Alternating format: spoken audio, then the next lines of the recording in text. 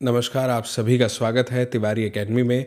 आज हम बात करने वाले हैं कक्षा 6 के अंतर्गत हिंदी की पाठ्यपुस्तक है दूरवा, उसके 28वां पाठ की, जिसका शीर्षक है गधा और सियार। इसके पहले बच्चों जो 27वां पाठ था उसमें हमने एक चित्रकथा देखी थी। वह चित्रकथा एक थी, यह दूसरी चित्रकथा है बच्चों, वह नेवले के विषय में थी, यह गधे और सियार के विषय में होने वाली है। तो चलिए फिर बिना देर किए शुरू करते हैं। बहुत ही मज़ा आएगा इस चित्रकथा को समझने में, है ना। तो सबसे पहले हमें क्या बताया है, चित्र को आप देख ही रहे हैं। गधा और सियार में अच्छी मित्रता थी, अच्छी दोस्ती थी। वे दोनों एक साथ रहते, एक साथ भोजन की खोज में निकलते। चांदनी रात थी, दोनों भोजन की खोज में निकले। एक बार की बात है, फिर क्या होता है, वे ककड़ी के खेत के पास पहुंचते हैं। ककड़ी देखकर उनकी भूख और तेज हो जाती है और वो दोनों खेत के अंदर पहुंच जाते हैं। कौन कौन, गधा और सियार। फिर क्या होता है, पेट भर ककड़ी खाने के बाद दोनों खुश हो जाते हैं। सियार साधारण खुशी को तो महत्व नहीं देता था, वह चुप रहता, लेकिन गधा चुप नहीं रह सका। मित्र, मज़ा आ गया, अब गाना गाने का मन हो रहा है। सियार ने गधे को समझाने की कोशिश की, मुंह न खोलना, किसान जग गया तो लेने के देने पड़ जाएंगे। फिर आगे क्या होता है, गधा कहता है किंतु मैं खुश हूँ, अब मैं खुशी में गाना गाए बिना नहीं रह सकता। गधे ने सियार की बात नहीं मानी और वह ज़ोर से गाने लगा। किसान गधे की हेचू हेचू आवाज़ सुनकर जग गया, लगता है खेत में गधे आ गए हैं। किसान लाठी लेकर दौड़ आया। फिर सियार किसान को देखकर भाग खड़ा हुआ, लेकिन गधा पकड़ा गया। किसान ने गधे की खूब पिटाई की। फिर बेचारा गधा मार खाता रहा। दूर खड़ा सियार दुखी मन से मित्र गधे की दुर्दशा बच्चों देखता रहा। तुमने फिर खेत की ओर मुंह किया तो तेरी जान निकाल लूंगा। किसान ने गधे को मार मार कर खेत से बाहर भगा दिया। फिर इसके बाद में गधा नीचे पड़ा पड़ा कराह रहा था। सियार गधे के पास धीरे धीरे आया। हाय हाय, मैं मर गया, गधा कह रहा है। दोस्त, मेरी दवा कराओ, दर्द से मरा जा रहा हूँ, लगता है मेरी हड्डियाँ कई जगह से टूट गई है। आह आह। सियार ने गधे के आंसू पोंछे, ढांढस बंधाया, लेकिन गधा धैर्य छोड़कर चीखे चिल्ला रहा था।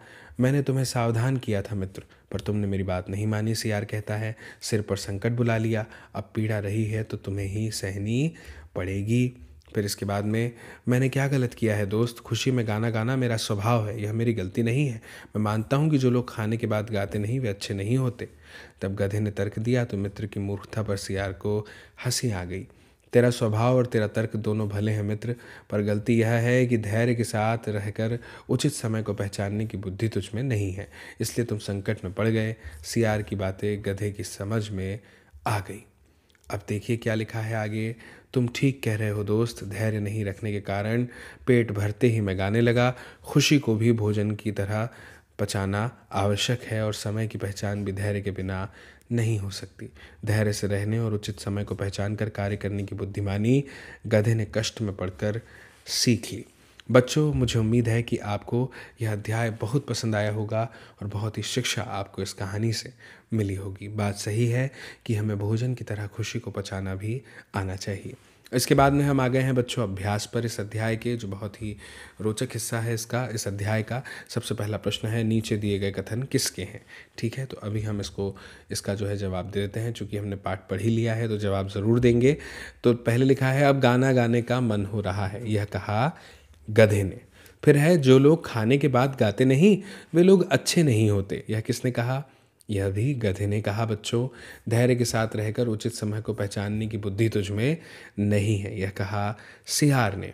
फिर लिखा है, खुशी को भोजन की तरह पचाना आवश्यक है, यह कहा किसने, गधे ने कहा। अब हम बच्चों आ जाते हैं दूसरे प्रश्न पर कि चित्रकथा के आधार पर निम्नलिखित प्रश्नों के हमें उत्तर देने हैं। तो मैं बोलूँगा, आप नोट कर लीजिएगा किस तरह से आपको उत्तर देना है इसका, ये आप समझ जाएंगे।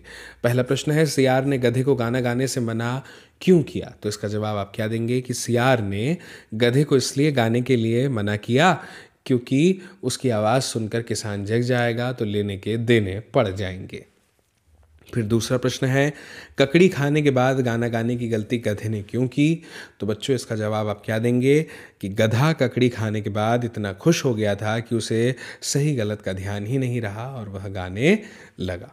फिर तीसरा है कि गधे ने कष्ट में पड़कर सियार से कौन सी बुद्धिमानी सीखी। तो इसका जवाब आप क्या देंगे बच्चों कि गधे ने कष्ट में पड़कर धैर्य से रहने और उचित समय को पहचान कर कार्य करने की बुद्धिमानी सीख ली।